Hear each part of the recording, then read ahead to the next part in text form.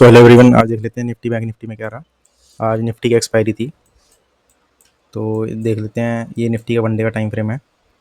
तो आज तो इसने अच्छा खासा मूव दिया डाउन साइड का। तो अच्छी खासी रेड कैंडल बनाई है इसने। जो 3 दिन का मोमेंटम था उसको एक ही कैंडल में इसने बराबर कर दिया। तो देखते हैं, इसने पिछली बार भी जब भी आई है ये नीचे कैंडल वनडे की, तो यहाँ से 20 EMA से नीचे क्लोजिंग तो नहीं गई। जैसे यहाँ पे थी, यहाँ ये एक एक्सेप्शन था, ये हुई थी। हाँ, ये एक और दो दो हुई हैं, पर यहाँ पे इसने जब भी करा बाउंस बैक करा है। तो एक ट्रेंड लाइन आ रही है वनडे की टाइम फ्रेम में। तो एक बार इसने यहाँ टेस्ट करा है, 2 बार यहाँ करा है।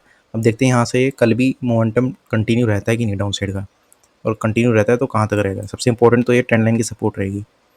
इसको अगर 5 मिनट में देखा जाए, 5 मिनट टाइम फ्रेम में, तो ये जो आज जो हुआ है इसने जो 5 नहीं 15 मिनट में देखें थोड़ा ज़्यादा क्लियर होगा।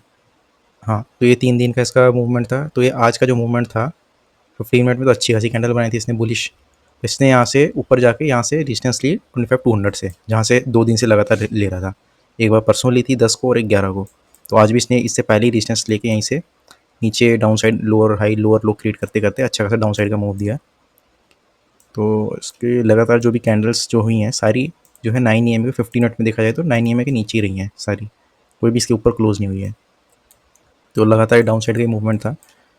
तो इसने जितनी भी सपोर्ट्स थी, सबसे पहले तो 25,100 की जो इंपॉर्टेंट सपोर्ट थी ये तोड़ दी। फिर उसके बाद लगातार कंटिन्यूस मोशन में 25,000 और 24,900 ये भी तोड़ दिया।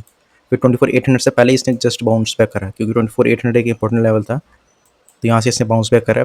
देखते हैं कल क्या रहता है कि इसको भी ब्रेक करता है कि नहीं, क्योंकि 24,800 के नीचे यहाँ पे ट्रेंड लाइन की भी सपोर्ट आ रही है। तो दो सपोर्ट है यहाँ पे, क्योंकि 24,800 और ये इसको अगर इसने ब्रेक कर दिया कल भी, क्योंकि कल ओपनिंग जो होगी एक्सपेक्टेड होगी इसी रेंज में 24,800 से 900 के बीच में। अगर इस सपोर्ट को भी ब्रेक कर दिया दोनों को, तो फिर नीचे तो काफ़ी अच्छा खासा जा सकता है। क्योंकि जिस हिसाब से अभी न्यूज़ वगैरह है, या प्रॉफिट बुकिंग कह लो इसको, क्योंकि न्यूज़ कह रहे थे कि शायद मिडल ईस्ट में US और ईरान का कुछ पंगा था, शायद उसकी वजह से मार्केट गिरी है या जो भी है। क्योंकि ओवरऑल वर्ल्ड मार्केट भी, सारी ग्लोबल मार्केट्स भी डाउन थी आज ज़्यादातर, चाहे साउथ ईस्ट एशिया हो, यूरोप हो, सारी रेड में ही थी मोस्टली। तो देखते हैं कल कैसा रहता है, वो डिपेंड करेगा आज रात को US की मार्केट कैसे ओपन होती है, तो वो भी देखना होगा। बाकी अब देखते हैं यहाँ पे कल अगर इसको ब्रेक करता है इन दोनों सपोर्ट को, तो फिर ये इंपॉर्टेंट सपोर्ट यहाँ पे सबसे नीचे जो है 24,500 की इंपॉर्टेंट सपोर्ट है सबसे। ये भी सपोर्ट है, ये भी सपोर्ट का काम करेंगे 24,700 600।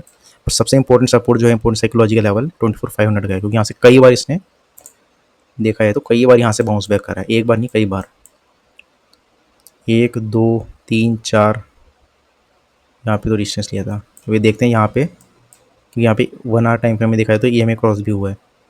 ये EMA क्रॉस जो हुआ है इसको ब्रेक करते करते कितना नीचे आएगा वो देखना होगा। बाकी इसका OI डाटा देख लेते हैं नेक्स्ट एक्सपायरी का 19 जून का। तो दोनों साइड कॉल और पुट राइटिंग तो दोनों अच्छी खासी हुई है।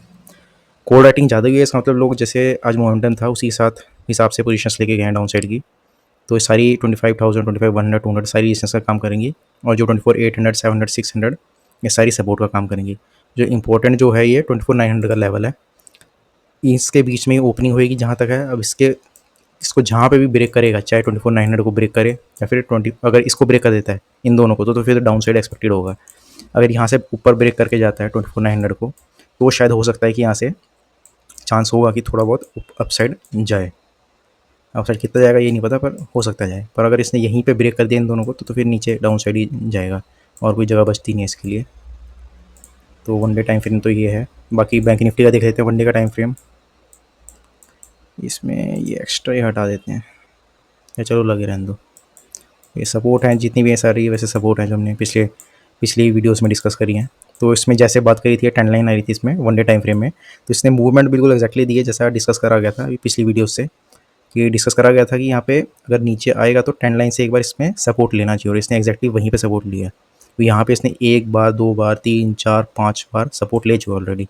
अब ये सपोर्ट लिया है, यहाँ पे क्लोजिंग तो इसने ऐसे दिया है, पर देखना होगा कल कि ये इसको ब्रेक करता है कि नहीं। क्योंकि यहाँ पे जब भी हुआ है, एक बार गैप डाउन हुई है तो ये 20 EMA के नीचे हुई है क्लोजिंग, पर वैसे जब भी हुई है तो इसने जो है यहीं से बाउंस बैक करा है 20 EMA से, अगर देखा जाए तो पूरा हर बार 20 EMA से ही बाउंस कर रहा है। तो देखना होगा कि ये अभी कुछ दिनों में अगले ट्रेडिंग सेशंस में ये इससे बाउंस बैक करता है कि नहीं। अगर 20 EMA से बाउंस बैक नहीं करता और इससे नीचे ही रजिस्ट करता है, नीचे ही सस्टेन कर लेता है, तो फिर डाउन साइड का मूव एक्सपेक्टेड होगा। अगर इसको 15 मिनट टाइम फ्रेम में देखा जाए तो सेम वैसे ही इसने ग्रीन कैंडल बनाई, उसके बाद लगातार लोअर हाई लोअर लो बनाते बनाते डाउन साइड का मूव दिया। और इसमें भी सेम वैसी है, कोई भी कैंडल की क्लोजिंग जो है 9 EMA से ऊपर नहीं हुई है 15 मिनट टाइम फ्रेम में। तो इससे सपोर्ट जो लिया इंपॉर्टेंट सपोर्ट है 56,000 के लेवल पे आके सपोर्ट लिया एग्जैक्टली। तो इसने 2 बजे यहाँ से इसने बाउंस बैक करा, 2 बजे के बाद 230 बाउंस बैक करा, फिर अप साइड गया, यहाँ से रिजिस्ट करके रीटेस्ट करके फिर यहाँ पे दोबारा इसी सपोर्ट पे है। तो देखते हैं अब कल क्या रहेगा। कल फ्राइडे का ट्रेडिंग सेशन है, इस हफ्ते का आखिरी सेशन, कल 13th भी है, तो देखते हैं कल क्या रहेगा। फ़िलहाल जो एक्सपेक्टेड है जिस हिसाब से पोजीशंस हैं तो देखना पड़ेगा, क्योंकि कई चीज़ों के ऊपर डिपेंड करता है, जो न्यूज़ आ रही है ग्लोबल न्यूज़, या फिर जैसे अभी जिस हिसाब से इसने डाउन साइड का मूव दिया है, अगर ये रहेगा कंटिन्यू तो बहुत ज़्यादा डाउन साइड मूव तो नहीं आना चाहिए, ज़्यादा से ज़्यादा मैं एक्सपेक्ट कर रहा हूँ। अगर निफ्टी में देखा जाए तो निफ्टी में ज़्यादा क्लियर होगा कि ज़्यादा से ज़्यादा अगर आएगा भी तो नीचे 24,500 तक आना चाहिए, उससे नीचे तो नहीं आना चाहिए अगर आएगा तो। और इसमें भी सेम ऐसी अगर आएगा ज़्यादा से ज़्यादा तो यहाँ तक एक्सपेक्टेड है 54,500 या फिर लास्ट 54,000। ये तो थोड़ा ज़्यादा हो गया, 55,000, 54,500 या 55,000, उससे ज़्यादा नीचे नहीं जाना चाहिए मेरे हिसाब से। अगर ये जो अप मूव आया था अगर इसको सस्टेन करना है तो ज़्यादा नीचे नहीं जाना चाहिए।